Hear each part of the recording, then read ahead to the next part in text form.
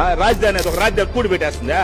కూడు పెడుతుంది, పిల్లలకు ఉద్యోగాలు ఇస్తుంది, పేదవాడిని కడుపులో పెట్టుకొని చూసుకుంటుంది అమరావతి. దానికి నిదర్శనమే వచ్చే మే 2వ తేదీ మరి మోడీ గారు అమరావతి రాబోతున్నారు. ఎన్నో శంకుస్థాపన చేయబోతున్నారు, కొత్త ఫండ్స్ ఇవ్వబోతున్నారు. అంతేగాని రాజధానికి కూడు పెడుతుందా, రాజధానికి గుడ్డలు ఇస్తుందా అనే ఈ చదువులేని మూర్ఖులని పర్సనల్ గా పంపించండి. ఆయన రికార్డింగ్.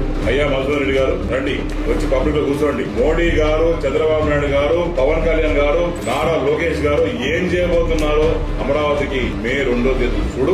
రాజధాని కూడు పెడుతుందా, రాజధాని ఆదుకుంటుందా లేదా అనేది మీకు మీ బాస్ కి అర్థమవుతుంది. వచ్చే మే 2వ తేదీ నేను మధుసూదన్ రెడ్డి కూడా ఇన్వైట్ చేస్తాడా, మీకు చేరు పెడతా. వచ్చి కూర్చొని ఏ రకంగా మరి అమరావతిని ముందుకు తీసుకుపోతామో, ఏ రకంగా అమరావతిని కోర్టు క్యాపిటల్ చేసి చూపిస్తామనేది వచ్చే మే 2వ తేదీ మీకు కూడా ఇన్విటేషన్ అయ్యా. మీకు మేము పాస్పోర్ట్ పెడతా, వచ్చి కూర్చొని చూసుకో.